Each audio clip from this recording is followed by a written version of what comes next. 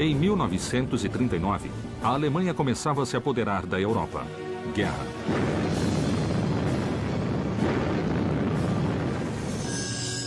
Hitler queria impor a suástica sobre o continente europeu, a União Soviética, dominar a Ásia através do Japão e depois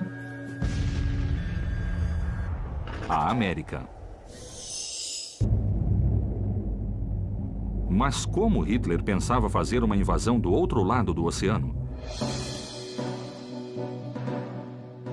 Com a queda do Muro de Berlim e a abertura dos arquivos da inteligência da Inglaterra, dos Estados Unidos e de alguns países latino-americanos, surgiram indícios de que houve uma conspiração nazista para invadir a América do Sul. Poucos sabem que antes de a guerra começar, os Estados Unidos, o México e a América do Sul já estavam infiltrados pelos nazistas.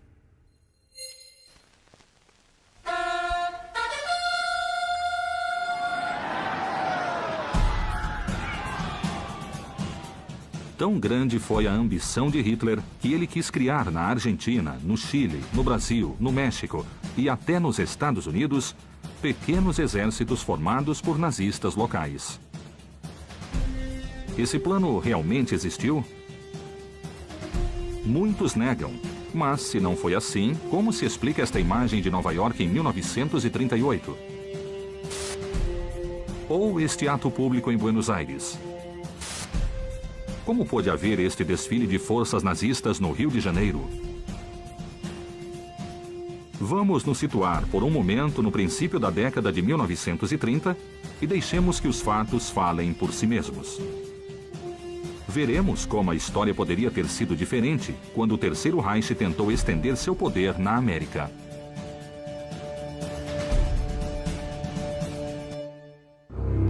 Conspiração nazi, plano para dominar a América Latina. Potências assinam Pacto de Munique. Em 1938, ainda faltava um ano para que a Segunda Guerra Mundial eclodisse. Mas os Estados Unidos, o México e vários países da América do Sul já tinham sido silenciosamente infiltrados pelo nazismo.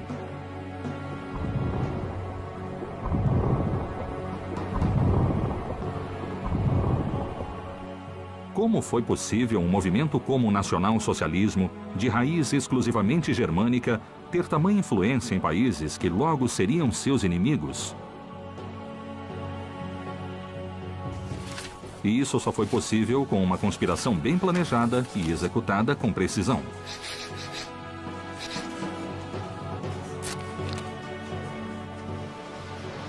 A conspiração começou no início da década de 30, quando os marinheiros da Hamburg-Süd e da Hapag-Lloyd, linhas mercantes alemãs, começaram a fundar partidos nazistas nos países que pudessem interessar ao Terceiro Reich. E chegou a seu momento culminante quando os próprios governos estavam infiltrados pelos nazistas.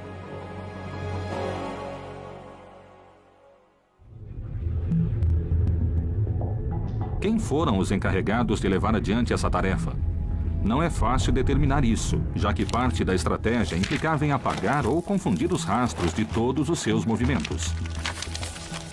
No entanto, no tumultuoso mundo político do século XX, foi possível individualizar alguns nomes-chave na infiltração nazista da América do Sul e dos Estados Unidos. No Brasil, se destacou o chefe do partido nazista, Henning von Kossel. Então, von Kossel chega aqui em 34 e ele vai articulando toda essa implantação das células dos partidos nazistas em vários lugares do Brasil. Ele conseguiu ganhar centenas de milhares de colonos alemães e despertar neles o sentimento nacionalista. Esse homem, assim, ele tem uma importância fundamental. Por exemplo, ele tem contatos diretos tanto com Getúlio Vargas quanto com Hitler. Na Argentina, o embaixador alemão Edmund von Termann seduziu a classe aristocrática. As elites econômicas alemãs, há muito tempo na Argentina, de grande presença na Argentina desde o século XIX, assim como também as elites locais. Enquanto o chefe do partido nazista, Alfred Miller, estendia sua influência sobre os sindicatos. O papel de Alfred Miller foi importante. Ele foi provavelmente um dos mais bem-sucedidos quanto à capacidade de ação para difundir, digamos, a nova ordem alemã na Argentina. Nos Estados Unidos, surgiu o nome de Fritz Julius Kuhn, fundador da temível German American Band, e conhecido como antissemita, anticomunista e agente pró-germânico.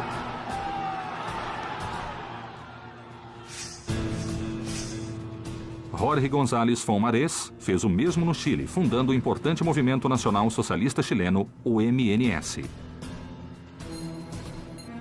E um homem-chave, o general prussiano Wilhelm Vaupel, foi formador e assessor dos exércitos de Chile, Bolívia, Peru e Argentina. Ele também fundaria o Instituto Ibero-Americano em Berlim. Esses foram alguns dos guias do plano de infiltração que abarcou toda a América, mas que foi especialmente forte no Brasil, no Chile e na Argentina. Então, vamos dizer assim, o núcleo do Brasil se articulava, né, com o núcleo da América Latina, Argentina, Chile, México, né, e aqui tinha uma grande força do nazismo estabelecida. De onde surgiram os bastiões nazistas sul-americanos? Que plano tinha o Terceiro Reich para infiltrar e dominar a América?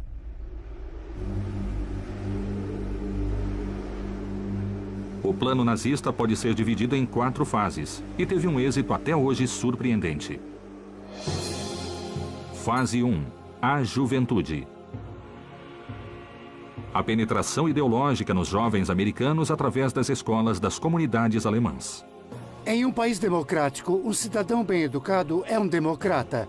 Em um país comunista, um cidadão bem educado é um bom comunista. Em um país nazista, um cidadão bem educado é um bom nazista. Fase 2. O poder econômico. A lavagem de dinheiro nazista através de empresas e fundações alemãs na América. Houve um plano para que todas as instituições alemãs se comunicassem e ficassem sob a égide do nacionalsocialismo. Fase 3. A propaganda. A invasão propagandística de Joseph Goebbels. Seu propósito foi manipular toda a imprensa do continente americano. São jornais que, através das suas notícias, exaltam Hitler. Ele é visto como um modelo de político a ser seguido, tanto é que Vargas tem uma grande simpatia pela figura de Hitler enquanto um líder populista. Fase 4. A espionagem. Instalar uma avançada rede de espiões na América do Sul. Uma organização cujo objetivo seria infiltrar-se nos governos latino-americanos. Digamos assim, em matéria de informação, as coisas das mais banais, das mais elaboradas podiam ser enviadas. A Alemanha não exigia um tipo de informação, ela recolhia tudo.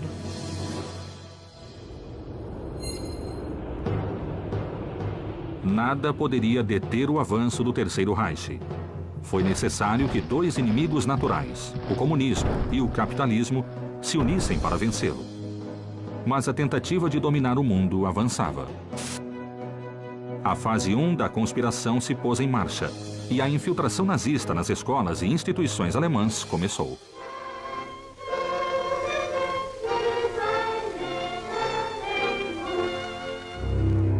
Conspiração nazi, plano para dominar a América Latina.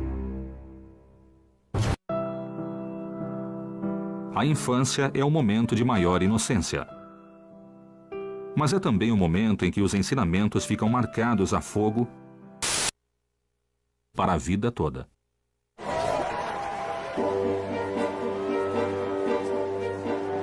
Os nazistas pensavam assim, e por isso investiram tempo e dinheiro para formar as juventudes hitleristas. Mas esse modelo não se aplicava só à Alemanha. Os nazistas tinham planos para os alemães que viviam fora das fronteiras do Terceiro Reich, aqueles que podiam continuar e expandir o legado do Führer. Então, o governo de Hitler, ele faz toda uma política, né, de proteção aos alemães no exterior. Então, o objetivo é justamente esse, de unir esses alemães no exterior. Porque para Hitler era importante essa força, né? Contabilizado mais ou menos 30 milhões de alemães que moravam no exterior nos anos 30.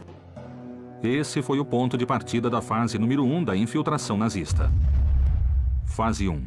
A juventude. Captar a mente dos jovens na América. Maio de 1931. A bandeira nazista tremula pela primeira vez no Brasil. Rudolf Seid, líder das recém-formadas legiões nazistas, levava delegações a cerimônias nos anuais que se celebravam no Memorial de Guerra do Cemitério Alemão. Enquanto isso, no Chile, o movimento nacional socialista se desenvolvia bastante e Hitler ainda não tinha chegado ao poder absoluto na Alemanha.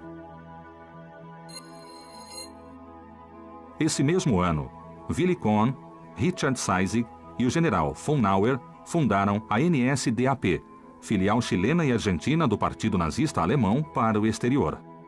Sobretudo para medir, eu diria, a importância dessa penetração, deve-se prestar atenção ao que se costuma chamar de Gleichschaltung, quer dizer a nazificação, a coordenação, a nivelação que as organizações partidárias iriam realizar nas instituições da coletividade alemã que já existiam antes de 1933 e eram muitas. Escolas, organizações beneficentes, clubes, uma vida social muito rica e que progressivamente vai ser nazificada, salvo muito poucas exceções.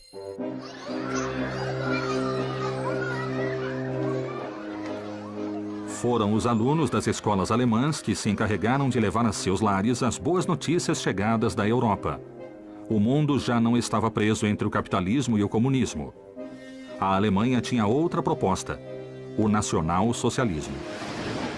Mas na primeira metade do século XX, como pôde o Terceiro Reich transmitir ideologia a milhares de quilômetros além-mar? A chave está nas escolas das colônias germânicas, o primeiro instrumento de infiltração nos jovens.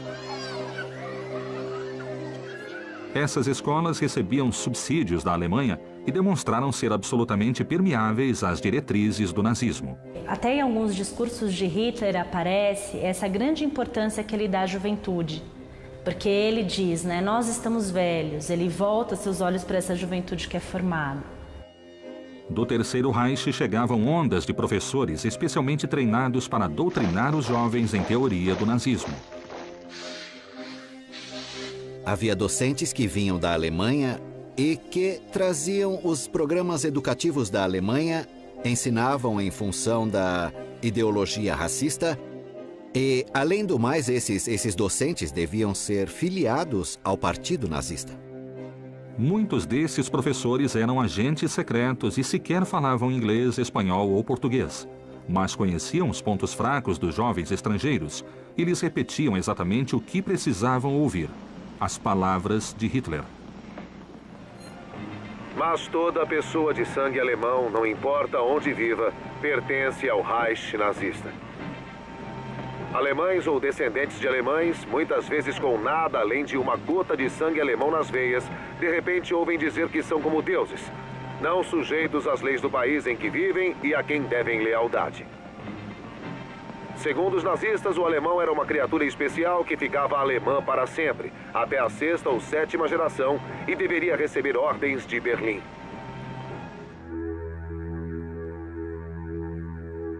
Esses professores não ensinavam história argentina, brasileira ou chilena, mas ensinavam que o advento do Terceiro Reich era só uma questão de tempo e que os jovens deviam esclarecer seus pais, preparar-se e esperar a que o Führer os convoque.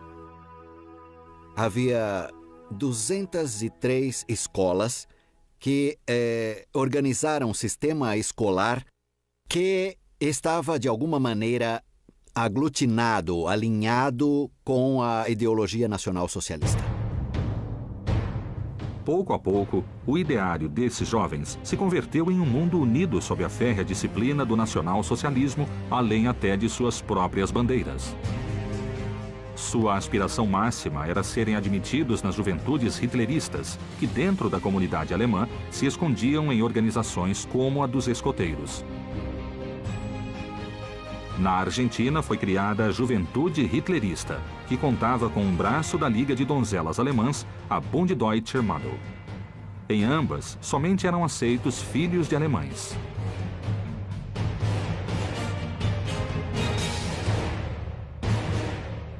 Ao deixar a juventude hitlerista, os jovens mais brilhantes podiam continuar sua carreira nas escolas de liderança da SS na Alemanha ou na escola do Reich para marinheiros e alemães no exterior, em Altona. Inclusive, muitos desses jovens viajaram à Alemanha quando a guerra eclodiu para um combate de vida ou morte em defesa de Hitler.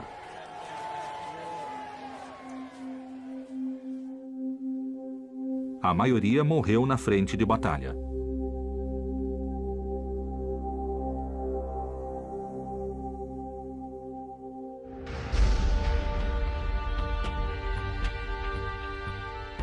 Em 1938, só 1% das escolas das colônias alemãs se declararam independentes. As demais respondiam abertamente ao nacionalismo alemão conservador ou diretamente ao hitlerismo.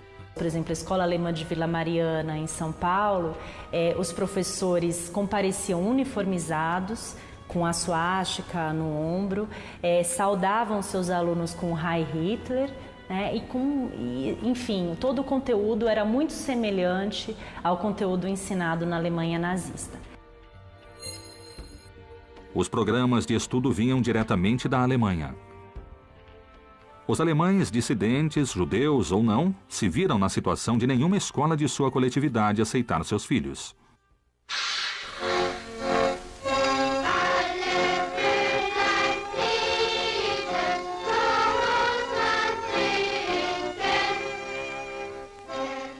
Os alunos já não sabiam cantar os hinos nacionais, mas sabiam com perfeição as canções do nazismo.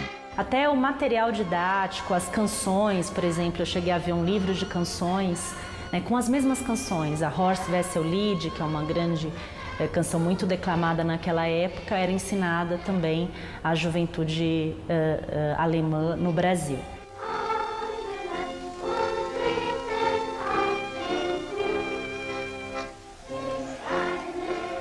O abuso da ideologização chegou a níveis perigosos quando os retratos dos heróis locais foram substituídos pelos de líderes nacional-socialistas. Havia retratos de Hitler.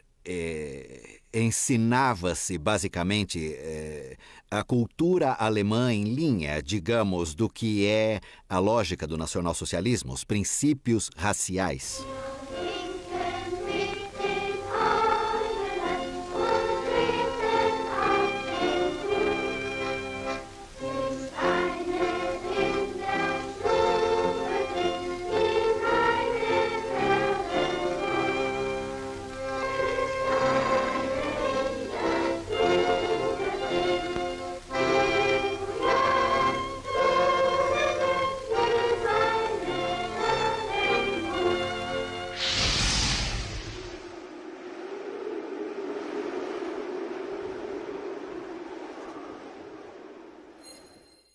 Deve-se limitar aos fins corretos o trabalho das escolas estrangeiras.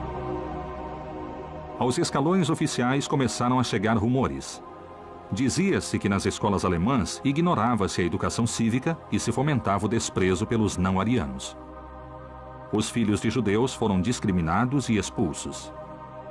Eram excluídos os alunos judeus, não é? E eram excluídos também todos os alunos que fossem contrários ao nacionalsocialismo. Os governos começaram a tomar medidas para anular a infiltração, mas sem muitos resultados. A comunidade alemã pró-nazista se sentia forte e se fechou em si mesma. Em algumas escolas, chegaram a pendurar retratos com duas faces, de um lado os heróis do nazismo e do outro, o dos heróis locais.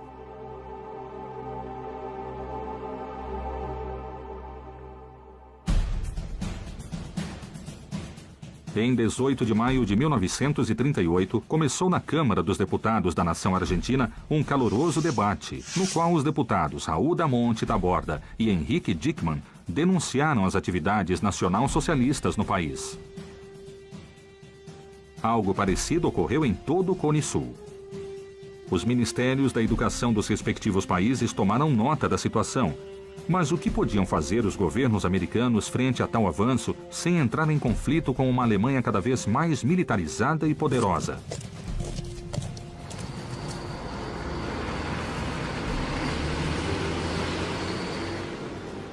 De imediato passaram a exigir que se enfatizassem os símbolos e comemorações de feriados nacionais.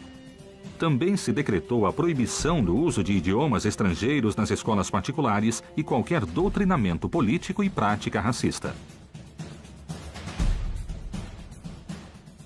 Isso trouxe problemas a todas as coletividades. Judeus, italianos, japoneses, ingleses se viram obrigados compulsivamente a abandonar suas tradições e o cultivo do idioma de seus ancestrais. A onda de protestos gerou certa confusão, fazendo com que os agentes nazistas se mesclassem às reclamações. Os docentes de Hitler retrocederam, alegando serem vítimas de censura. Já podiam recuar. A primeira fase do plano estava cumprida. Quando uma ideologia ela consegue atingir esse grupo de mais jovens, essas camadas mais jovens, a gente vê o quanto isso pode ser cruel. Porque isso vai marcar a vida dessas crianças para sempre.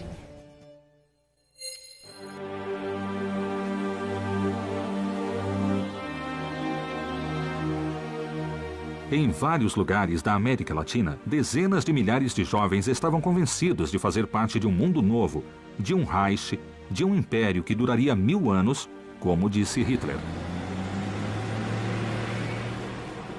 Muitos jovens nascidos e criados no continente americano morreram em longínquos países europeus, defendendo a causa de um líder a quem nunca tinham visto nem ouvido diretamente.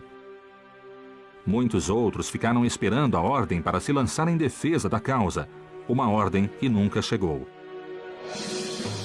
Há um exército latente de jovens nazistas nos confins da América do Sul. É uma comunidade de mais ou menos 230 mil a 300 mil pessoas que moram no Brasil. É bastante gente. E se essas pessoas estão todas voltadas a esse ideário, elas são uma força em potencial. Então isso eu acho que é importante e que se articulava com os outros países também, porque na documentação aparece essas pontes que há entre as sedes na América Latina. Cabe perguntar o que teria havido se Hitler tivesse ganhado a guerra. Quem teria resistido a uma invasão de dentro e de fora? Quanto tempo a América teria levado antes de cair? Mas a pergunta mais inquietante é: qual foi a verdadeira influência e o legado que restou dessa formação de jovens que mais tarde se converteram em parte da sociedade? Pode haver alguns rastros, digamos, dessas questões sensoriais, não é? Que formam parte até da estrutura inconsciente das pessoas e que fazem permanecer essa questão da formação na mais tenra infância. Com a fase 1 em marcha, o Terceiro Reich começará a se infiltrar economicamente nas empresas e fundações alemãs para levar a cabo a fase 2 do plano.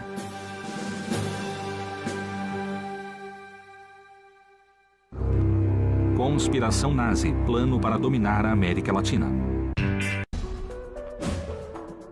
A imagem heróica do nazismo já estava instalada na mente dos jovens americanos. Mas o que acontecia com os pais das crianças? Como era possível influenciar um adulto intelectualmente já formado? Resposta: através do dinheiro.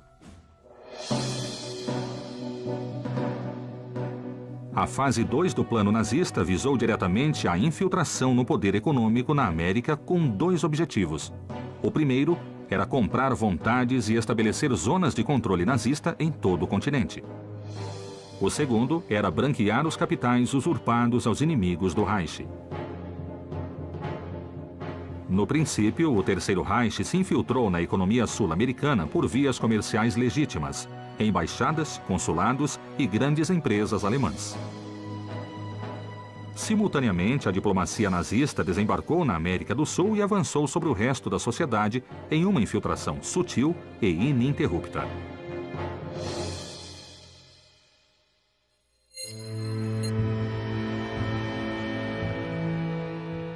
Assim, por exemplo, o embaixador alemão na Argentina, Edmund von Termann, ganhou o respeito da classe alta.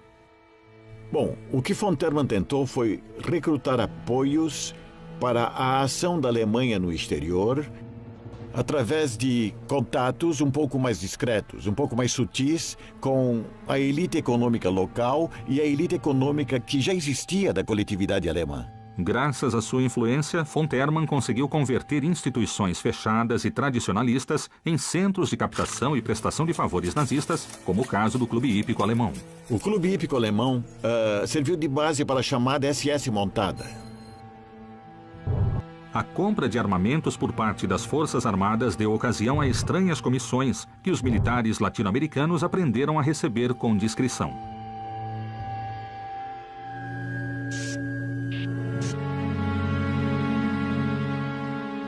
O general argentino Juan Pistarini recebeu a Cruz de Ferro do Terceiro Reich em virtude de suas gestões comerciais. Nomeado ministro de Obras Públicas da Argentina em 1935, encabeçou a construção de obras monumentais, como o Aeroporto Internacional de Ezeiza, que hoje leva seu nome. Seus faraônicos projetos sempre foram realizados pela firma alemã GOP através de duvidosas licitações.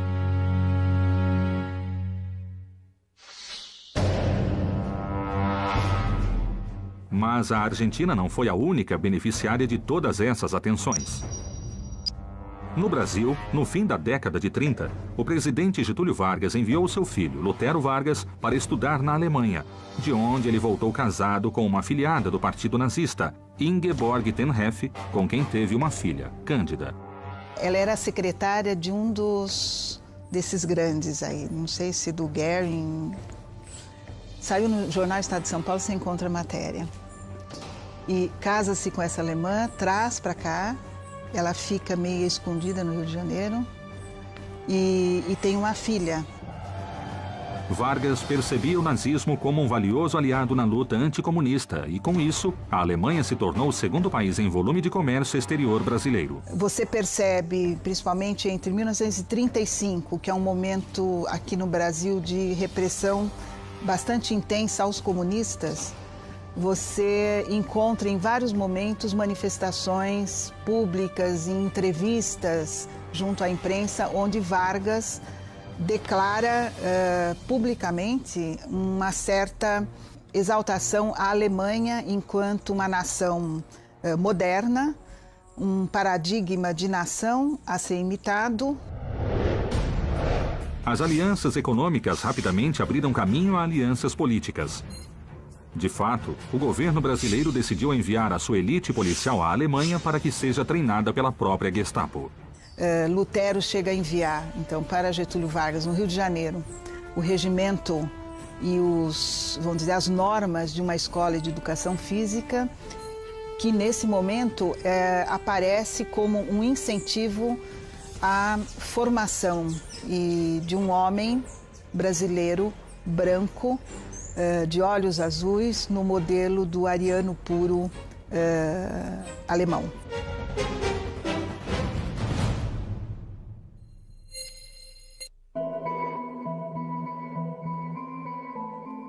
Seguindo o plano nazista no Chile, Jorge Gonçalves von Marés fundou o MNS, Movimento Nacional Socialista do Chile, que recebeu forte apoio econômico da Embaixada Alemã em Santiago e de empresários alemães, a tal ponto que von Marés foi eleito deputado através do voto popular. O MNS se alinhava de maneira categórica com o Terceiro Reich em sua política racista e antissemita. O exército do Chile foi adestrado e treinado pelos alemães prussianos e todo o seu equipamento provinha do grande grupo Krupp, o motor da indústria armamentista de Hitler. A democracia que fale de liberdade. Nada de liberdade aqui. Nada de sindicatos. Nada de horas extras. O Führer diz onde você trabalha, quando trabalha, por quanto tempo e quanto vale o seu trabalho para forjar a arma, ferro e sangue. Temos uma missão sagrada. Hoje governamos a Alemanha, amanhã o mundo.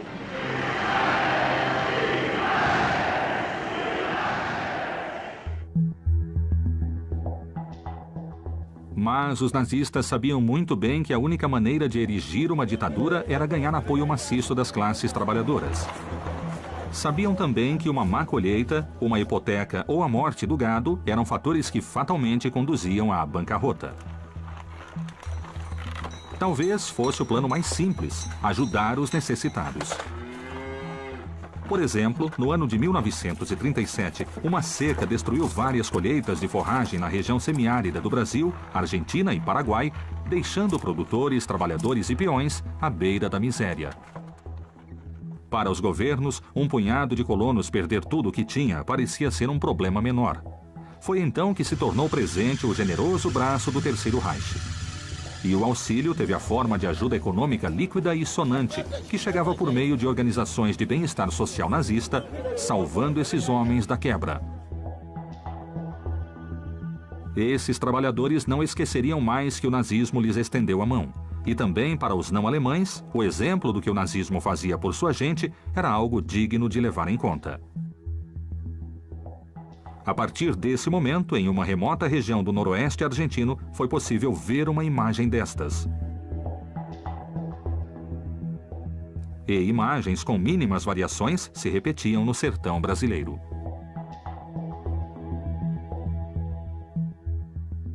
No Brasil, as entidades pró-nazistas pareciam ser financiadas por seus próprios membros. No entanto, recebiam grandes aportes através de importantes bancos, o Banco Germânico de São Paulo e o Banco Alemão Transatlântico.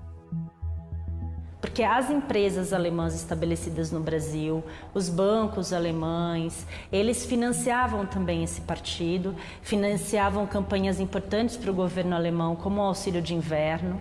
Então, por exemplo, o jornal Deutsche Morgen, ele traz verdadeiras listas, né, de toda essa contribuição que os partidários locais fazem para o partido, né, nazista na Alemanha também. Para o nazismo, tudo vale. Eles sabiam que, se em algum momento precisassem de apoio maciço, os camponeses se lembrariam da generosidade do nacional-socialismo. Mas qual era o preço da generosidade do Terceiro Reich? Ou que consequências implicava aceitar um contrato vantajoso?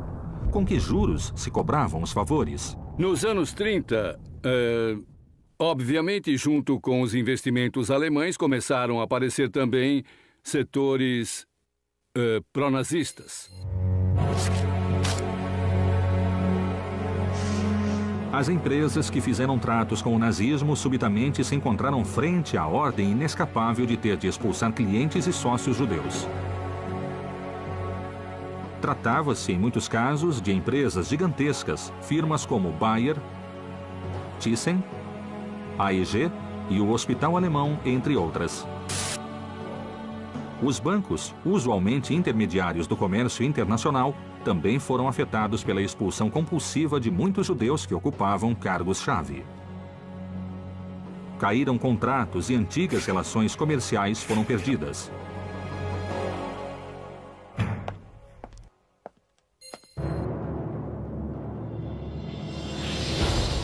A guerra era iminente e os norte-americanos sabiam que tinham descuidado dos países do sul. De maneira abrupta, tentaram interromper qualquer fornecimento de dinheiro alemão no continente americano. Mas já era tarde. Os objetivos primários do Terceiro Reich estavam cumpridos. Se Hitler ganhar a guerra na Europa, poderá sonhar com a hegemonia mundial. Diante de nós se estenderá a Alemanha!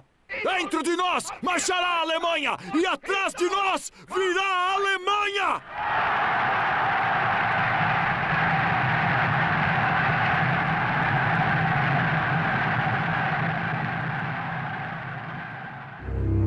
Conspiração nazi, plano para dominar a América Latina.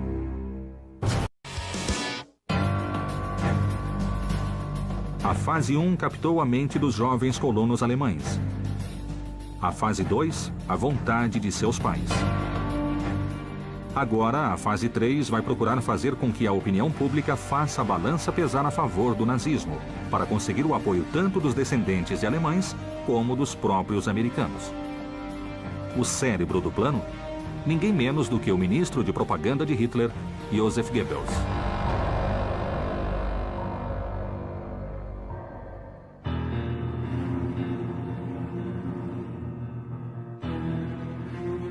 O primeiro passo de Goebbels foi classificar os principais jornais da América em 4 grandes grupos. Grupo 1. Imprensa opositora e inimiga. A estratégia era atacar essa imprensa de todas as maneiras possíveis, inclusive por ações legais, por meios econômicos ou por atentados violentos. Grupo 2. Os independentes. Eram os que estavam a meio caminho, que não apoiavam completamente o regime de Hitler, mas que podiam ser suscetíveis de infiltração pela compra de jornalistas ou pressionando de alguma maneira sem descartar a chantagem. Grupo 3. Os meios infiltráveis. Tratava-se da imprensa facilmente manipulável mediante a compra de espaços publicitários ou o fornecimento de informação gratuita através da agência jornalística do nazismo, a Transocean.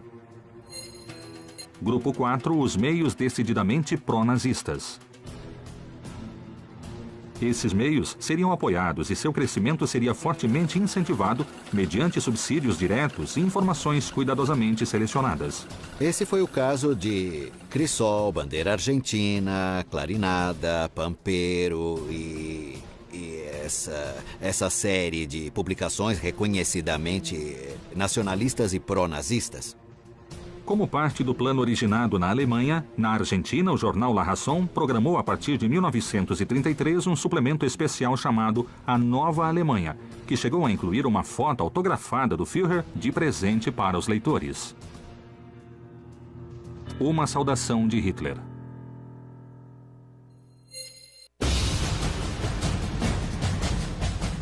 Outro meio decididamente pró-nazista foi o Deutsche Zeitung, em suas versões chilena, brasileira e paraguaia.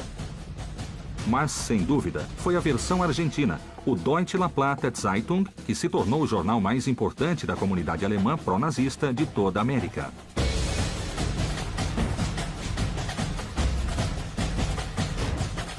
Para o ministro da Propaganda, a opinião pública constituía o equivalente a um campo de operações e suas diretrizes eram claras.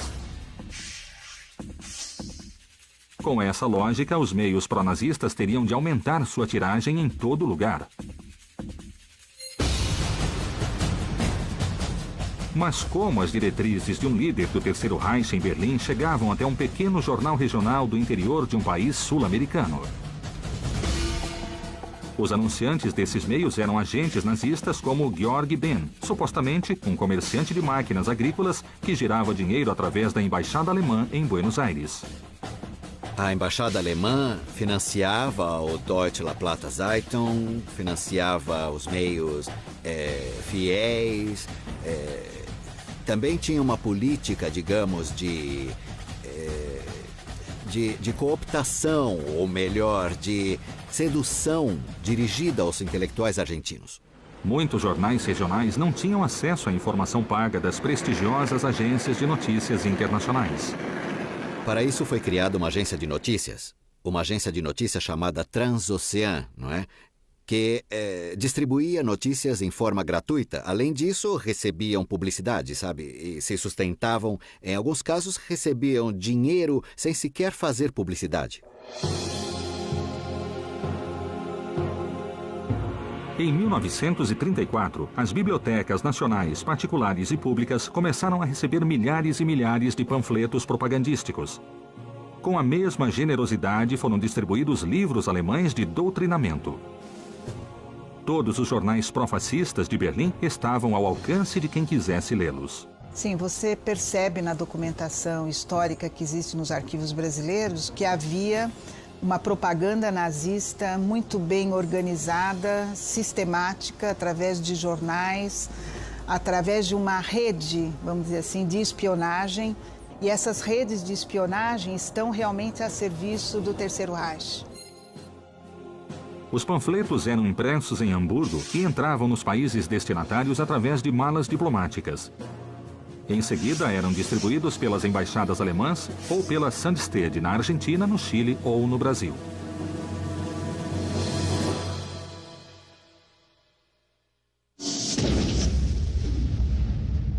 Mas quais foram os resultados tangíveis dessa infiltração? Madison Square Garden, cidade de Nova York, fevereiro de 1939. A imagem é real. Ali desfilaram milhares de nazistas norte-americanos que queriam ver os Estados Unidos junto ao Terceiro Reich na guerra que se aproximava em poucos meses. Fritz Julius Kuhn, alemão naturalizado americano, era o líder da German American Bund, uma associação que reunia os nazistas norte-americanos e recebia ordens diretas de Berlim.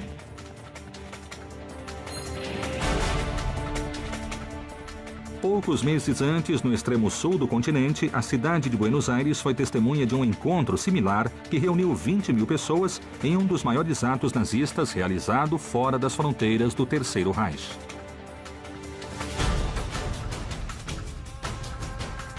Na imagem se vêem rostos que certamente, tempos depois, se arrependeram de se deixar fotografar.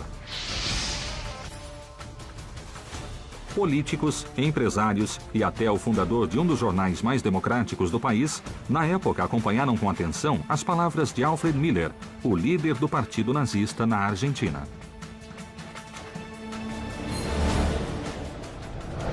O avanço de Goebbels foi complementado com uma violenta agressão contra os meios opositores, utilizando jovens hitleristas que, na escuridão da noite, deram provas de uma violência incontrolável. O Argentinisches Tageblatt foi o órgão de imprensa mais antigo e prestigioso da comunidade alemã. E se tornou um caso emblemático para exemplificar os procedimentos de boicote nazista. Bom, já que não podemos cooptá-los, o que vamos fazer é dar a eles informações falsas. Quer dizer, criam correntes de informações falsas para que os meios críticos se responsabilizem, digamos, de sua circulação e em seguida fiquem desacreditados quando se demonstrar a falsidade. Então, bom, se isso era falso, outras coisas que se publicava também deviam ser.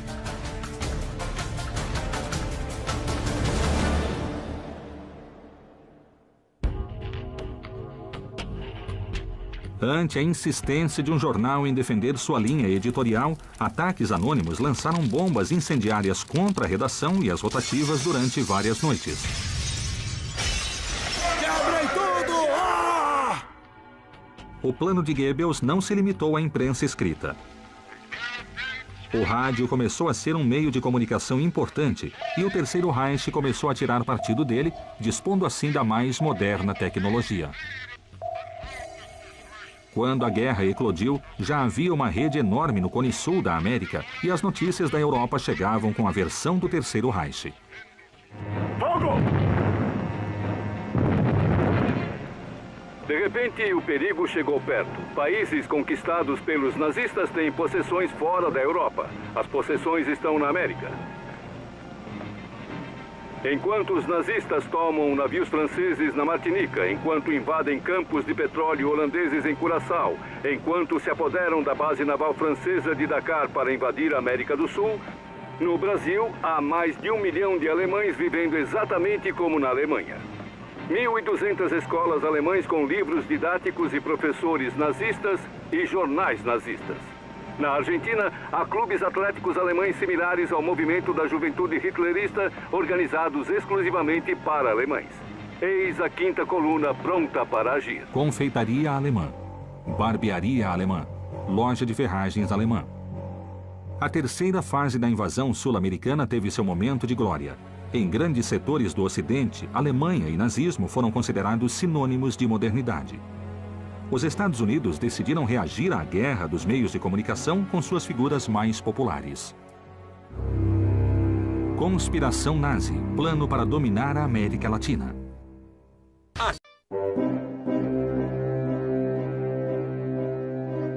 No final da década de 1930, a infiltração nazista havia chegado a diferentes níveis em todo o continente americano. Parte da juventude, a economia e a imprensa já estavam sob o domínio da ideologia nacional socialista.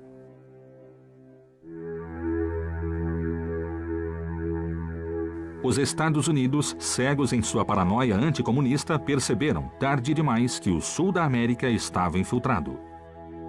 Seu próprio território estava infiltrado. Como resposta midiática, produziram um verdadeiro aluvião de divulgação capitalista.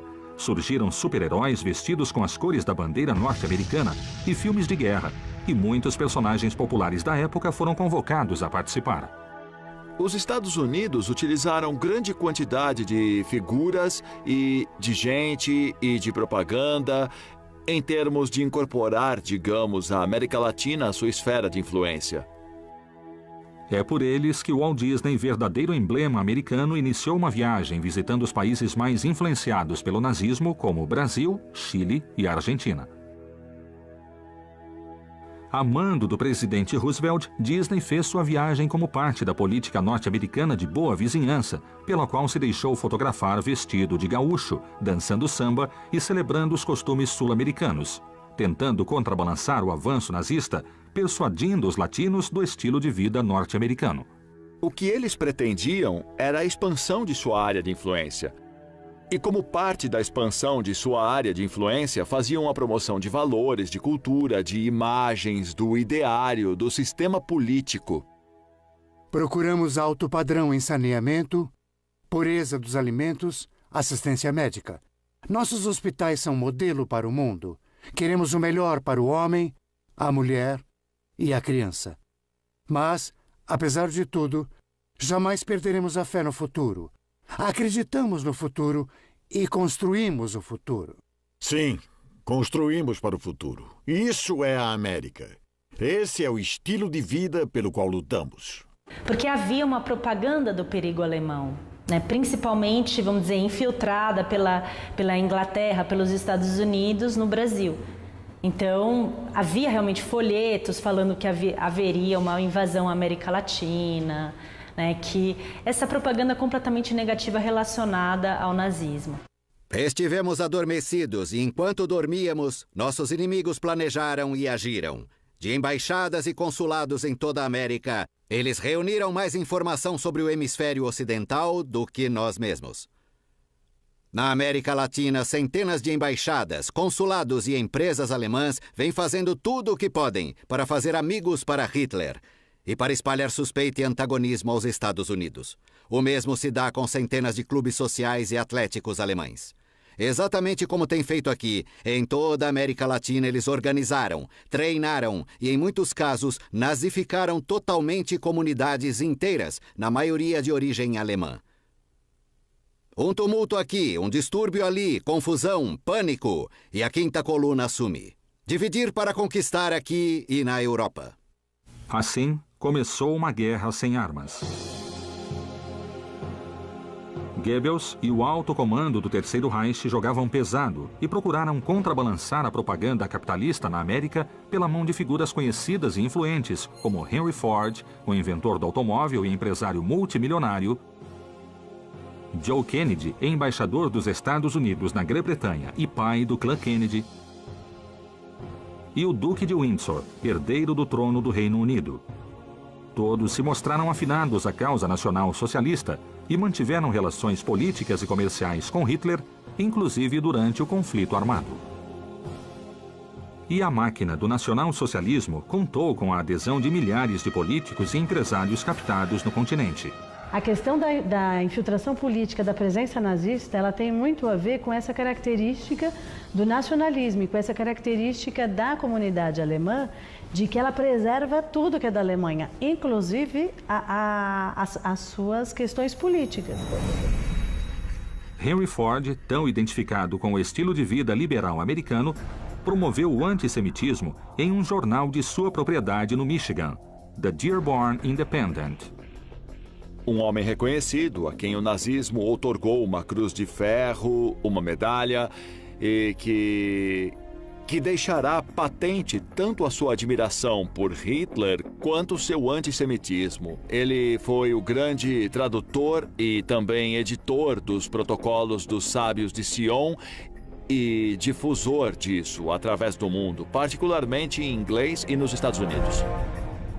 Ford também era conhecido e respeitado na América Latina, onde seus negócios cresciam rapidamente. Quando as tropas alemãs iniciaram a invasão militar, 70% de seus veículos eram das marcas americanas Ford e General Motors.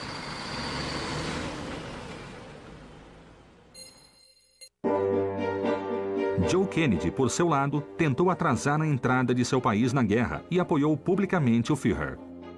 Roosevelt retirou dele seu cargo e Kennedy voltou aos Estados Unidos, onde, segundo alguns pesquisadores, continuou a conspirar dentro do próprio governo americano. Joe Kennedy foi o homem que fez a carreira política dos filhos, principalmente do primeiro, John Fitzgerald, com base em um acordo com a máfia.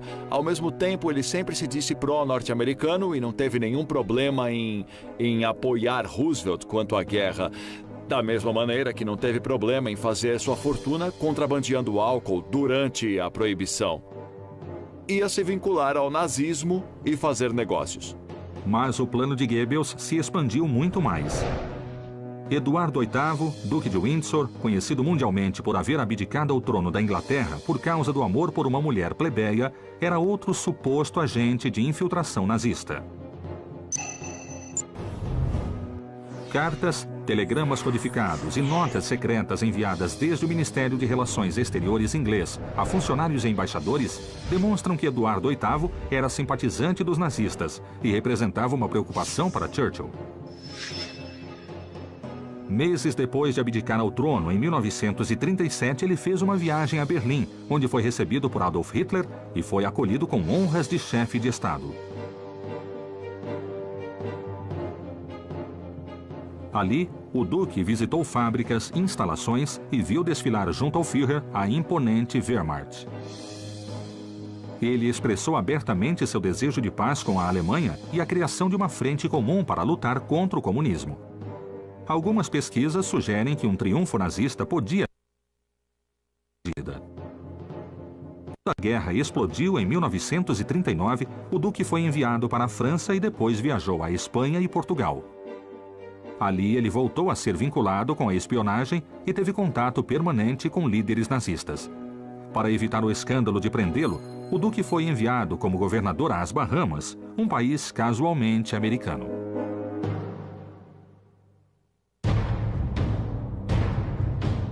Os Estados Unidos sentiam que estavam perdendo a batalha não só no continente, mas em seu próprio país. E começou uma campanha de propaganda muito mais agressiva através do grande bastião da invasão ideológica norte-americana, Hollywood. A Warner Brothers deu o primeiro passo, estreando em 1939 o filme Confissões de um Espião Nazista. Nós vamos unir o Império Alemão! Um ano depois, estreou talvez o filme mais autêntico de um artista contra Hitler. Era o filme de Charles Chaplin, O Grande Ditador, onde o artista denunciou implacavelmente a megalomania do líder do Terceiro Reich.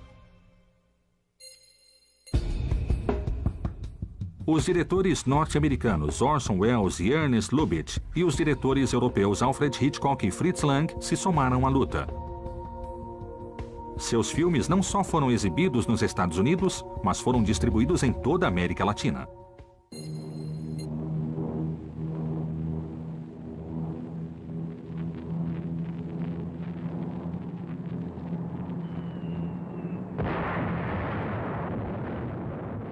Mas após o ataque japonês a Pearl Harbor, as coisas mudaram.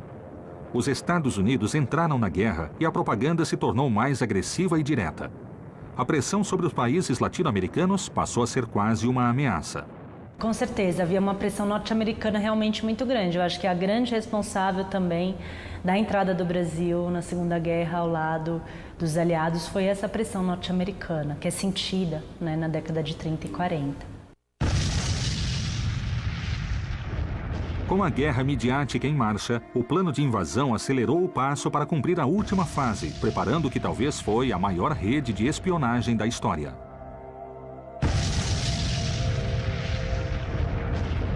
Conspiração Nazi, plano para dominar a América Latina. As primeiras 3 fases do plano de infiltração estavam cumpridas. Era o momento de aplicar a última fase, talvez a mais difícil e secreta. A fase 4 do plano de infiltração nazista consistiu da criação de uma avançada rede de espionagem em toda a América Latina. Paradoxalmente, a fase mais secreta e bem-sucedida do plano foi a que mais deixou rastros de sua existência. Em 1930, a Alemanha criou a ETAST,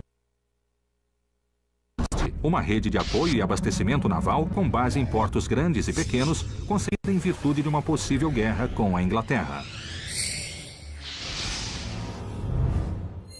Poucos anos depois, essa rede se estendeu sobre a Argentina, Brasil, Chile, Uruguai, México e até Estados Unidos.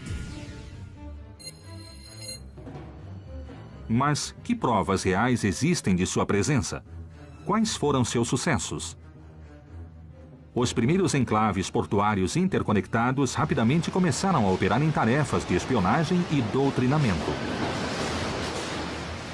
Da Alemanha chegavam agentes secretos da SS e a rede de espionagem deu um salto qualitativo. Para abrandar o processo, ele mandou agentes para o mundo inteiro, disfarçados de turistas, estudantes e representantes comerciais. Às atividades de espionagem se somaram ataques contra sinagogas e meios de comunicação opositores. Ao mesmo tempo, a diplomacia alemã se encarregou de montar uma sólida estrutura legal que garantia a imunidade de seus agentes. Assim, as 3 embaixadas, a embaixada brasileira, a embaixada alemã no Brasil, a embaixada alemã na Argentina e a embaixada alemã no Chile, elas também formam um triângulo de arregimentação de espionagem. E aí eles preparam alguns desses homens imigrantes, às vezes também enviam alguns outros, e aí eles montam uma rede muito bem articulada de espionagem aqui na América Latina, na América do Sul, digamos assim. No Brasil, o presidente Getúlio Vargas se apressou em consolidar uma identidade nacional brasileira.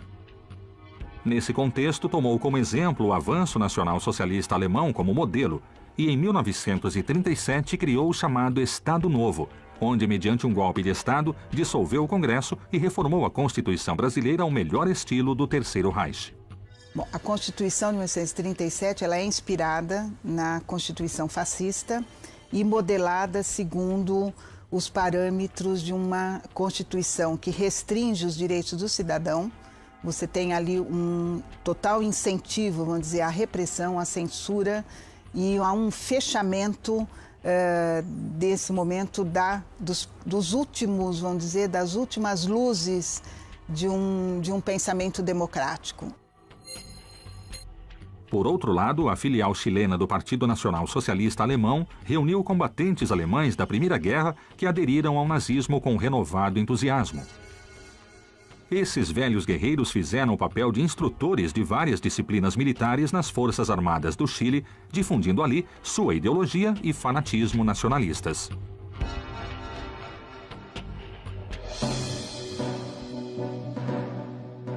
Além disso, no Brasil, a espionagem surgiu de maneira natural, como um serviço com que residentes alemães tentavam presentear a pátria distante em plena ebulição nacional socialista.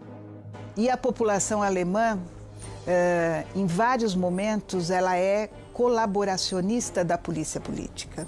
Você encontra denúncias no arquivo do DOPS, por exemplo, de alemães que denunciam judeus.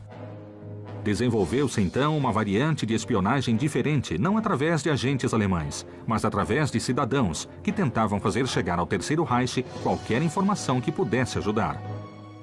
E existia uma, digamos assim, uma abertura nisso que era qualquer informação era bem-vinda, não precisava necessariamente ser entre aspas, especialista da espionagem.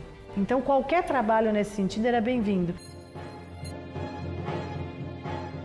Seus agentes eram casais de docentes, empresários, funcionários, bancários, industriais e jornalistas. A espionagem alemã no Brasil importava mais a quantidade do que a qualidade. Copiavam todo tipo de informação recebida. Boatos, fotografias, traições e logo haveria alguém para analisar tudo. Digamos assim, em matéria de informação, as coisas das mais banais, das mais elaboradas podiam ser enviadas. A Alemanha não exigia um tipo de informação, ela recolhia tudo. O Banco Alemão de São Paulo e o Banco Alemão Transatlântico se revelaram verdadeiros ninhos de espiões.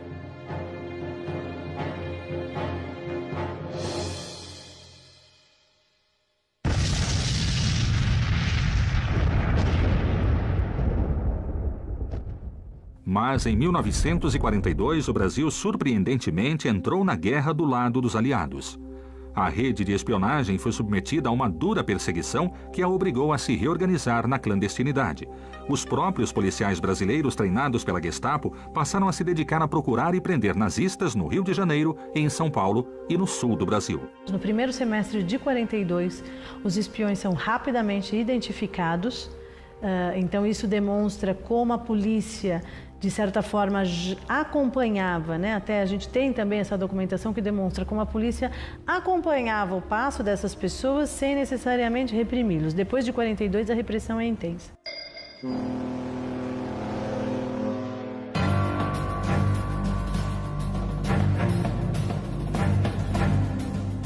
A história oficial diz que a entrada do Brasil na guerra junto aos aliados foi provocada pelo afundamento de navios mercantes brasileiros por vasos de guerra e submarinos alemães. Mas existe a versão de que, na realidade, tudo foi uma manobra da inteligência do governo dos Estados Unidos e que os navios foram afundados pelos próprios norte-americanos. Porque tal era a relação de amizade, as boas relações internacionais que havia entre Alemanha e Brasil, que a maioria não acredita que a Alemanha tinha tido interesse de afundar os navios. Então eles acreditam que os Estados Unidos tinham afundado e colocado a culpa na Alemanha. Então eu achei interessante que aparece, né, esse mito na memória coletiva deles, assim. O certo é que, no pós-guerra, não houve um só marinheiro alemão que admitiu ter atacado navios brasileiros.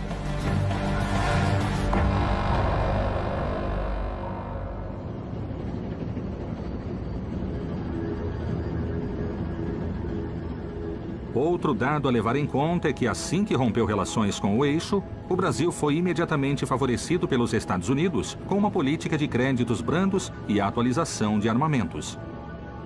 Os Estados Unidos deram de presente ao Brasil o complexo de Volta Redonda, que é, digamos, que foi o ponto de partida, foi a pedra fundamental da indústria siderúrgica brasileira. Diante disso, a Argentina tomou a decisão oposta e comissionou agentes que percorreram a Alemanha, oferecendo sua neutralidade aos chefes do Terceiro Reich em troca de benefícios comerciais. Porque já a população argentina estava cada vez mais contra o governo dos Estados Unidos, que se via claramente que estava boicotando a Argentina e prejudicando a economia argentina. Os Estados Unidos reagiram parando de vender combustível à Argentina. Digamos, os norte-americanos haviam proibido que vendesse à Argentina qualquer combustível. E a Argentina estava muito longe da autossuficiência em termos de combustível. Então, o fato de que lhe negaram a importação de petróleo e a importação de carvão significou que as locomotivas argentinas começaram a ser movidas a lenha. Mas chegou um momento em que a lenha acabou. E então começaram a queimar milho nas locomotivas. Para os ingleses, isso significava não poder comprar o alimento de que necessitavam em tempos de guerra, e foi quando a Inglaterra instou a Argentina a aderir aos aliados. O boicote norte-americano aumentou, mas a medida com que podia aumentar era limitada, porque os britânicos não podiam aceitar uma diminuição na quantidade de alimentos que importavam da Argentina, sem o que não podiam fechar suas contas de gêneros alimentícios. Mas que decisão tomou a Argentina? Como operava no país austral a maior rede de espionagem nazista da América Latina? Conspiração nazi, plano para dominar a América Latina.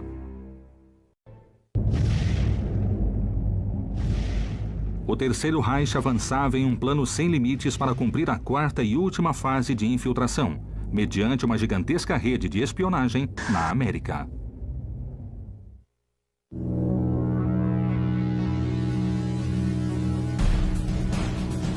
Na Argentina foi montada a maior rede de espionagem da América Latina, a Rede Bolívar.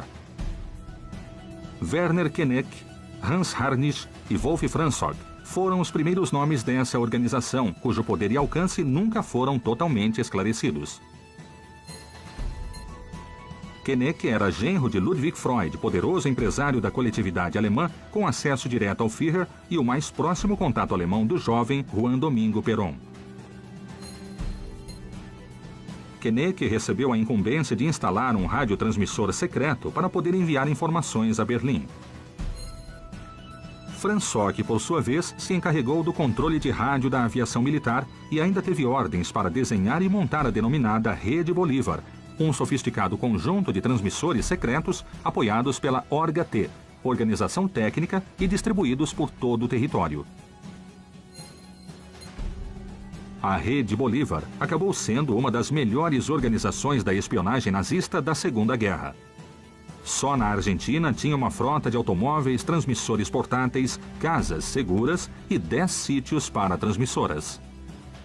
E naquele tempo, o que tinha de mais elaborado, de mais avançado tecnologicamente, era a emissão de rádio, né? Só que, por outro lado, também ela era mais complicada, porque não é que nem hoje os aparelhinhos miúdos que somem no corpo das pessoas. Não, elas apareciam. Os rádios eram grandes, eles precisavam de antenas. Então, isso exigia muito mais deles no sentido de esconder, no sentido também da pessoa saber operar, no sentido de ter os códigos, né? Então, de conhecer algumas técnicas, de ser melhor treinado. No Brasil, registrou-se a presença das redes de espionagem de Salomon Janok, Nils Christian Christensen e Gustav Engels. Esta última estava intimamente relacionada com a Rede Bolívar, Argentina, e outros grupos que operavam no Chile.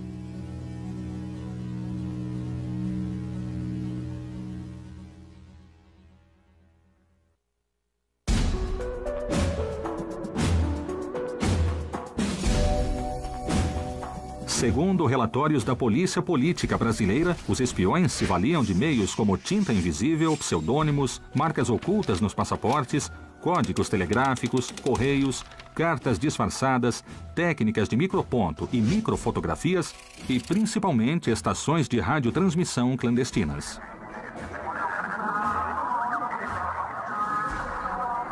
E as informações, elas não seguiam direto, mesmo quando elas eram por via rádio, elas não podiam seguir direto, porque também as interferências dos ingleses e os americanos também sabiam exatamente o que eles deviam buscar e controlar nesse sentido. Então, muitas vezes, as informações, primeiro elas passeavam pela América do Sul para elas poderem chegar na Alemanha. Então, às vezes, elas saíam do Brasil para a Argentina, para de lá elas seguirem por um outro meio. Às vezes, elas saíam por carta do Brasil para a Argentina, para da Argentina conseguir ser emitida por via rádio. Também utilizaram as máquinas de escrever Enigma, um sofisticado aparelho criado exclusivamente para codificar mensagens. Os informes registraram, por exemplo, que o governo brasileiro estava disposto a agir de forma secreta para os Estados Unidos para invadir a Argentina, país que supostamente se mantinha pró-nazista. Diplomatas britânicos em Washington escreveram para o governo britânico dizendo que, no fim de 1943, que conheciam planos de contingência do governo norte-americano para que se bombardeasse Buenos Aires com aviões norte-americanos e pilotos brasileiros. O descontentamento norte-americano se tornou público e as autoridades e a imprensa começaram a denunciar o avanço nazista na América Latina, em especial na Argentina, último bastião do nazismo, segundo o secretário de Estado, Cordell Hull. Não deve haver qualquer sombra de dúvida no mundo quanto à determinação das nações americanas de não permitir a invasão de seu hemisfério por forças armadas de qualquer potência ou qualquer combinação de potências. 20 nações americanas ficaram firmes. As Américas não permitiriam que qualquer colônia europeia neste hemisfério fosse transferida a qualquer poder não americano. Dissemos para se afastarem e foi a sério. Segundo o governo dos Estados Unidos, havia na América Latina 1 milhão de homens concentrados em batalhões e companhias com quem o Terceiro Reich poderia contar como soldados.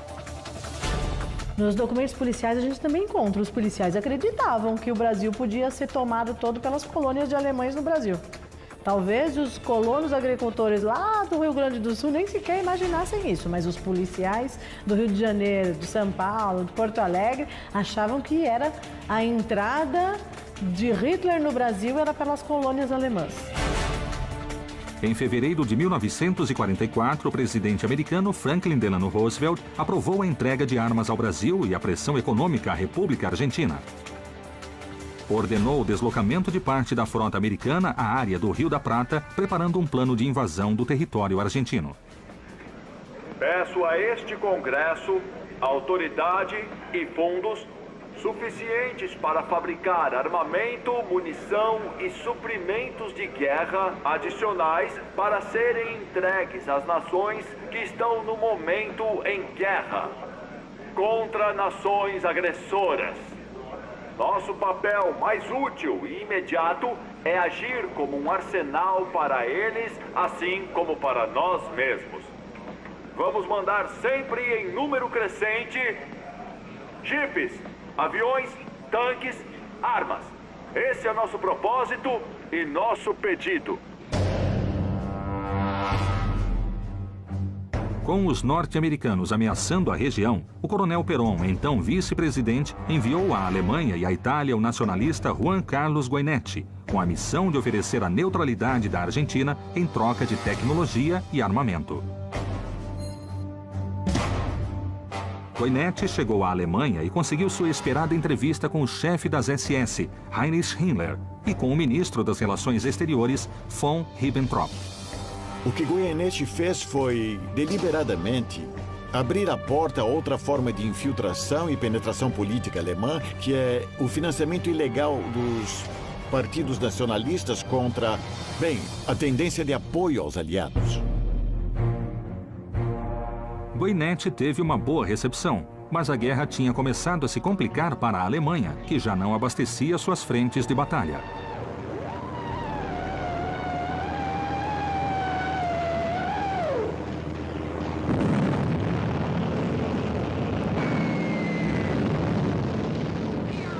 Com esse panorama e com a vitória certa dos aliados, mais cedo ou mais tarde, Getúlio Vargas deixou de lado suas simpatias pelo Terceiro Reich e, motivado pelos Estados Unidos, empreendeu uma caça às bruxas contra as comunidades italiana, japonesa e alemã no Brasil. Algumas medidas tinham que ser tomadas em função desse alinhamento, até porque não poderia ser apenas um discurso, uma retórica.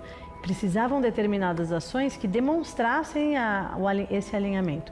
E uma delas foi a organização de campos de concentração no Brasil, porque era uma prática muito comum, tanto ao longo do século XX todo, como ao longo da Segunda Guerra toda.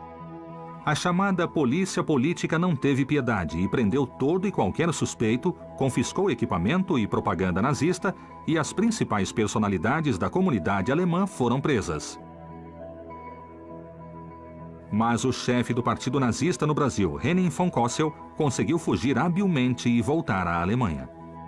Por exemplo, o Otto Braun era o tesoureiro do partido. E ele foi preso, ele que delatou todos os nomes, os líderes.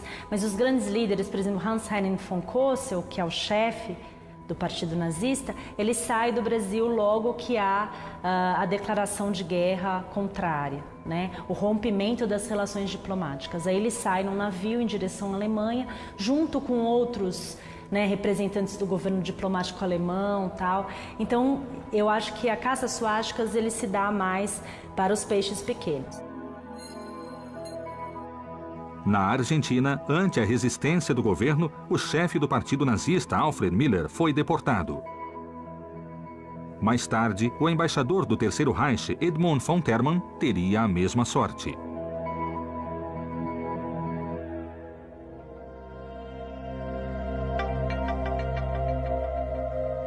Afinal, o Terceiro Reich caiu em todas as frentes. Hitler morto. Adolf Hitler se suicidou e também Joseph Goebbels. No entanto, outros líderes do nazismo conseguiram escapar e buscaram refúgio nos países latino-americanos, onde semearam durante uma década o nacional-socialismo.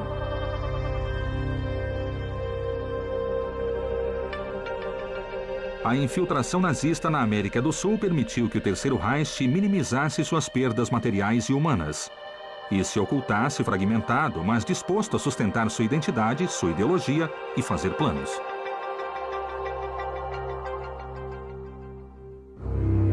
Conspiração Nazi, um plano para dominar a América Latina. Muita gente fala que a política é brega. Quem sou eu para dizer o contrário? Mas uma coisa é certa, ela nunca foi tão brega quanto no governo corrupto e autoritário de Mendonça Furtado. Apelidado pelo povo de chumbregas, porque usava um bigode igual ao do mercenário alemão von Schomberg, Furtado foi governador da capital de Pernambuco logo depois da expulsão dos holandeses. Tantas fez que em 1666 o povo se revoltou e acabou conseguindo mandar o governador a ferros para Portugal. Fizeram até uns versinhos para comemorar isso. O Mendonça era furtado, pois dos passos o furtaram. Governador governado, para o reino o despacharam. A partir de então, o termo chumbregas passou a ser usado para definir uma imitação barata, uma cópia mal feita, um artigo de qualidade inferior. Daí, para o termo brega, foi um pulinho. Embora Mendonça Furtado tenha ficado preso em Portugal, parece ter feito escola no Brasil, pois certamente não foi o único governador eleito, nomeado ou biônico que se pode chamar de brega. É como diz o velho chavão, o povo que não conhece a sua história está condenado a repeti-la. Se você acha que os próximos 500 anos do Brasil não deveriam ser iguais aos 500 que passaram, fique ligado. E que a história dos chumbregas sirva de lição. Até a próxima.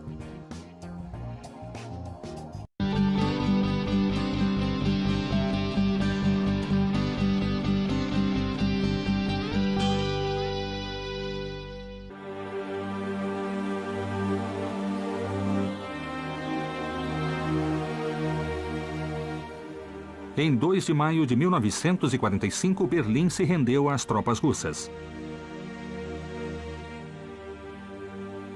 Os sonhos de hegemonia mundial da raça ariana terminaram. A queda do Terceiro Reich precipitou a fuga de seus membros, que foram se esconder nos países amigos.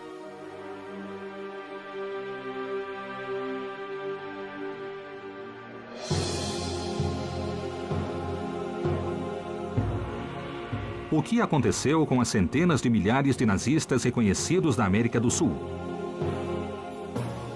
O que foi feito dos militares e empresários comprados durante o auge do Terceiro Reich? O que aconteceu com o dinheiro nazista lavado na América do Sul através das empresas alemãs? Os rastros não foram apagados apenas por nazistas em retirada. Os Estados Unidos e a União Soviética disputaram os melhores cientistas alemães como se eles fossem troféus de guerra. Fizeram todo o necessário para colocá-los a salvo da justiça que os perseguia, inclusive utilizando a ex-SS ou oficiais da Gestapo como espiões para lutar na incipiente Guerra Fria para um lado ou outro.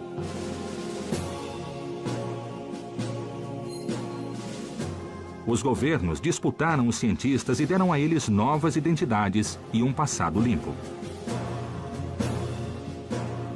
Assim, os líderes e cientistas nazistas obtiveram cargos de liderança em projetos de pesquisa secretos e avançados.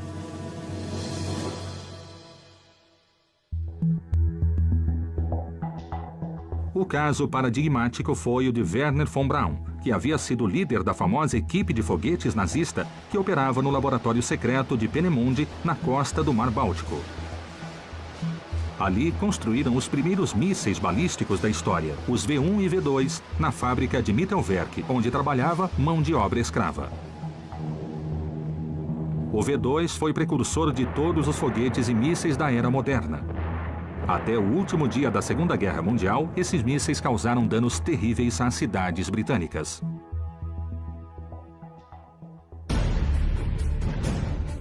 Meses antes de a guerra terminar, von Braun sabia que a queda do Terceiro Reich era iminente, de modo que decidiu contatar os americanos e se render a eles junto com 500 de seus melhores técnicos. Assim começou o projeto militar Paperclip em Fort Bliss, Texas. Nos anos seguintes, eles desenvolveram a tecnologia que daria aos Estados Unidos seus mísseis balísticos e os foguetes Saturno que levariam o homem à Lua. Na década de 60, von Braun se tornou diretor da NASA, trabalhando no Marshall Space Flight Center. O grande paradoxo foi que um dos cientistas preferidos de Hitler terminou sendo símbolo do desenvolvimento espacial norte-americano.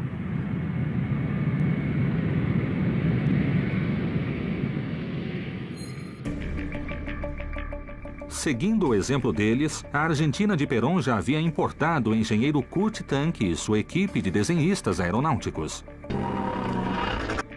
Aliás, vários ases da aviação alemã, como Hans-Ulrich Rudel e Otto Behrens, já estavam na Argentina. Todos eles haviam sido partidários do regime nazista de Adolf Hitler. O nazismo não pareceu tão feio aos argentinos porque haviam sido educados dessa maneira. E haviam sido educados dessa maneira, digamos, com uma ideologia que se aproximava da ideologia tradicional dos alemães, de sangue e solo. Uma ideologia que era antítese do contratualismo ocidental. Uma ideologia segundo a qual é possível salvar a pátria violando a Constituição.